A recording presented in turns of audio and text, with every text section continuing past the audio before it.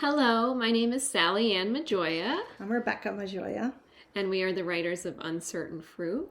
Thank you so much to Boulder Bookstore for including us and interviewing us. Yeah, we really appreciate the opportunity. So, our first question. What inspired you to write this book? Well, I think the big thing for us was that after the failed adoption that we experienced, we had a tremendous amount of grief, and this was about 10 years into our whole process of fertility and adoption. And we could not find any other books out there dealing with what we went through. At the time, it was a very lonely experience, and we were thinking very much that we wanted to help others with the grief that they might have been experiencing that was similar. Yeah, and we're real readers. When we're going through something or interested in something, we read to help us process, read and write. And so, Yes. both of those are important. Yeah. Can you tell us how you two first met and fell in love? Wow. I never believed in love at first sight. And I was divorced for a few years, and I walked into a store, a little natural food health store, and there she was. And I just felt like I'd known her for a long time. I think isn't that fascinating? It was just so fascinating. Like we'd met before. Yeah. So I just followed her around, asking questions, and Sallyann helped me pick out a gift for someone. And I tell a little bit of it in the book, actually. Yes. Yeah. And I think it's always fun because when you tell this story sometimes to people when we meet other people that ask this question, you talk about how hard it is to identify whether somebody is even queer. And Yes. boy, wouldn't it be nice if they had a rainbow sticker on their head? It's so much easier, wouldn't it? And so, and I just go through the world assuming everyone is heterosexual. That's just, I don't know if it's my The age, way you were raised. the way I was raised, a very conservative background. That's my assumption. And so, by incredible coincidence or not, serendipity, I happened to be seeing a friend that night after I met Sallyann that knew her and knew that she was single and she liked women.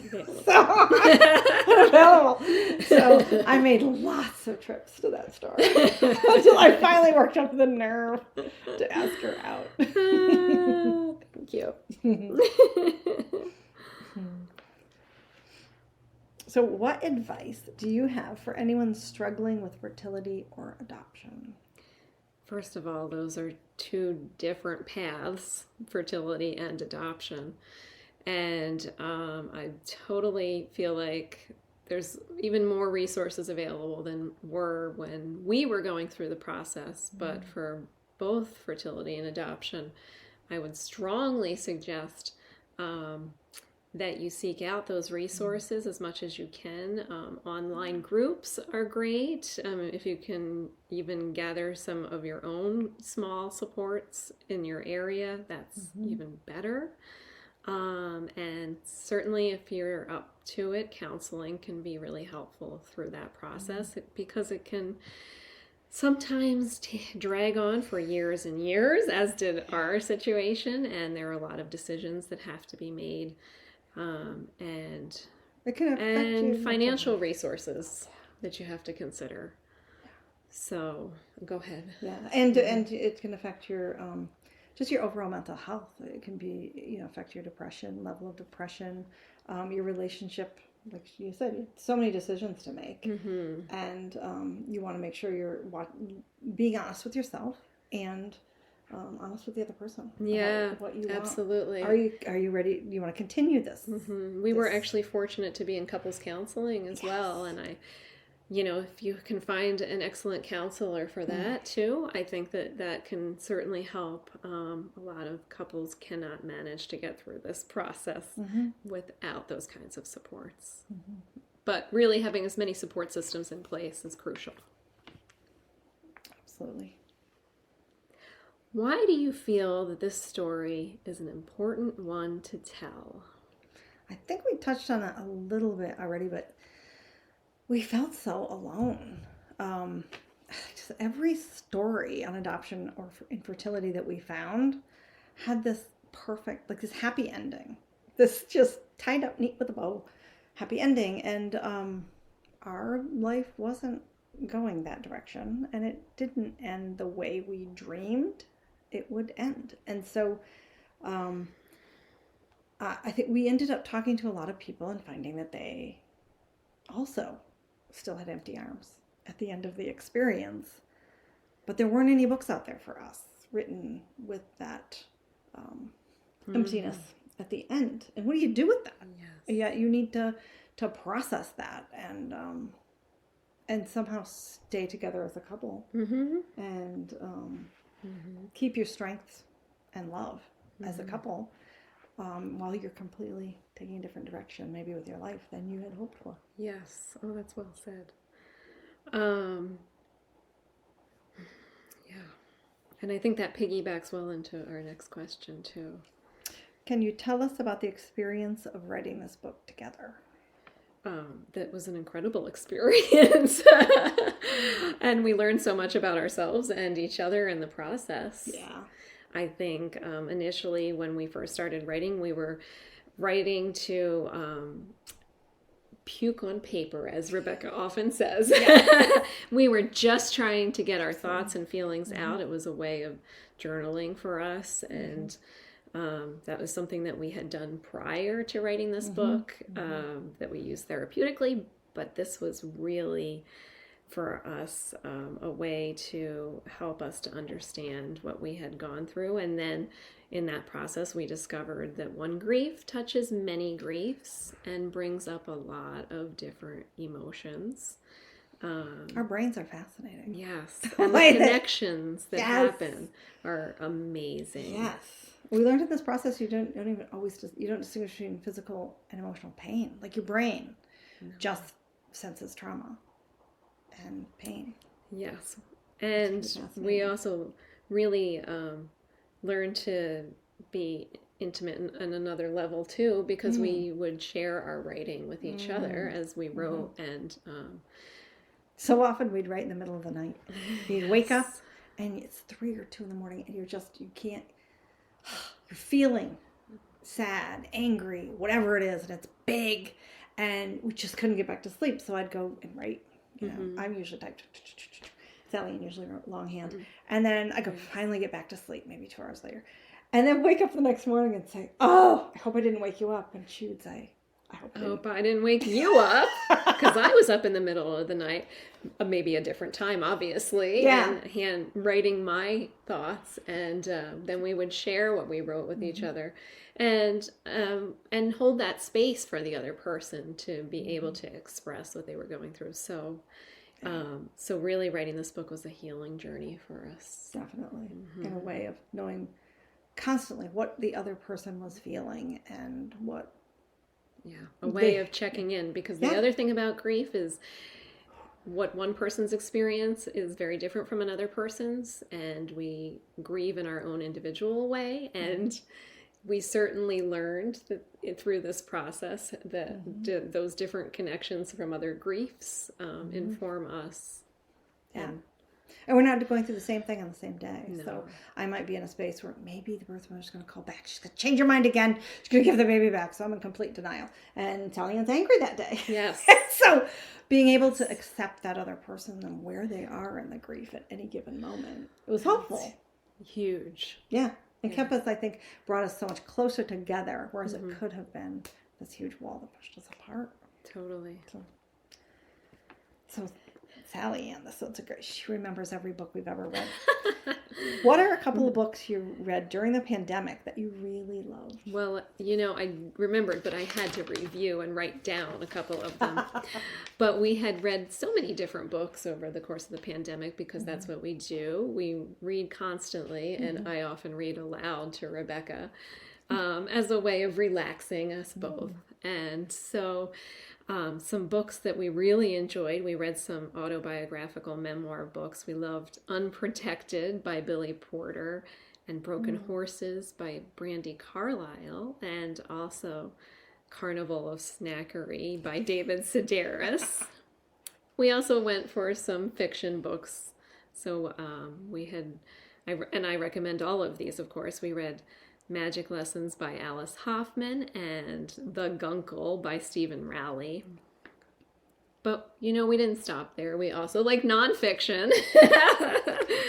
So a few others that come to mind are This Is Your Mind on Plants by Michael Pollan and The Art of Gathering by Priya Parker.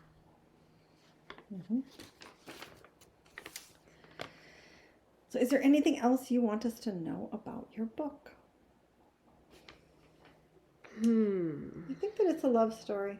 I mean, it's about loss. It's about infertility and adoption loss. But it's also our love story. And so many people have reported who've read it. Oh, I feel like I know you. I know your journey. I know you as a couple. Like we could sit down and have a cup of coffee like friends, which was such great feedback. I've loved that because Yes. We wanted it to be authentic and it's raw. Yes, it's very raw. And I think that, we really wanted it to be clear that we wanted other people not to feel alone. That was a huge reason why we wrote it. So hopefully it does just that. Yes. So we will now share a passage of the book. We'll read aloud to you.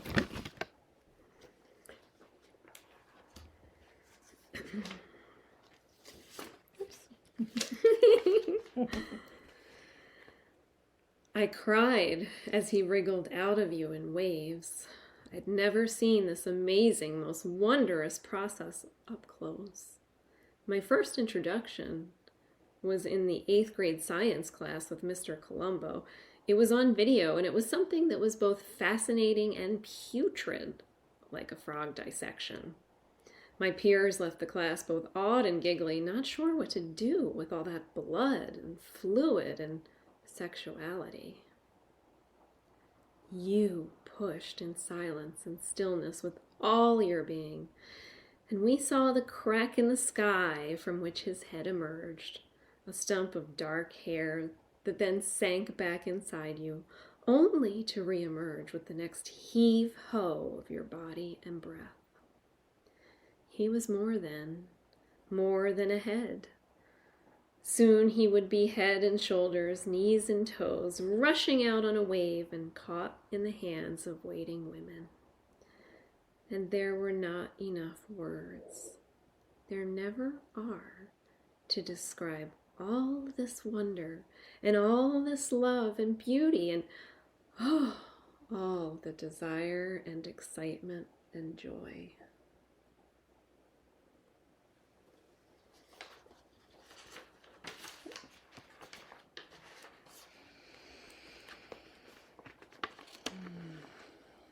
Gimme the baby, we would whisper to each other when we saw infants in a store or on the street. Gimme the baby, then giggle a nervous laugh that came to diffuse the fear that there would never be a tiny little one in our arms, even though one had grown in our hearts for years. Years that kept adding up, full of failed attempts at having the pile of diapers and tiny clothes in our room, filled with the new smell of a little life, that glorious fragrance of a newborn baby. Everywhere we went, we seemed to run into young mothers, pushing strollers with 2 or 3 babies in them, cell phones in one hand, lit cigarettes dangling, thoughts obviously elsewhere. They meandered along, apparently oblivious to how favored they were to be able to produce these precious little ones. No wonder we felt like saying, "Give us the baby. Give us the baby to hold and read to and care for." We didn't make a lot of money, but we had a lot of love to give. So why should only those with lots of money or lots of fertility be the ones to get the babies?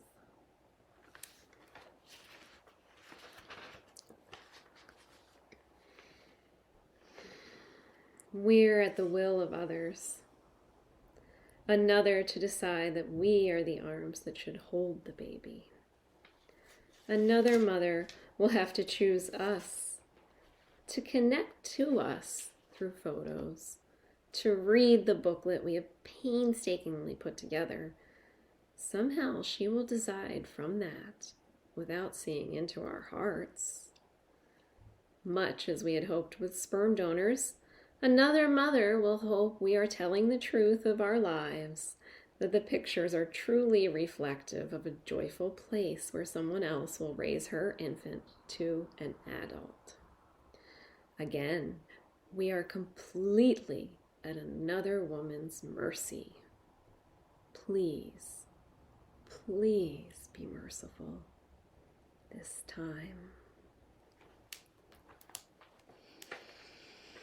Thank you again to Boulder Books. We so appreciate this opportunity to share a book, and it's Uncertain Fruit, a memoir of infertility, loss, and love. And order it from Boulder Books. Yes. Thanks so much. Thank you.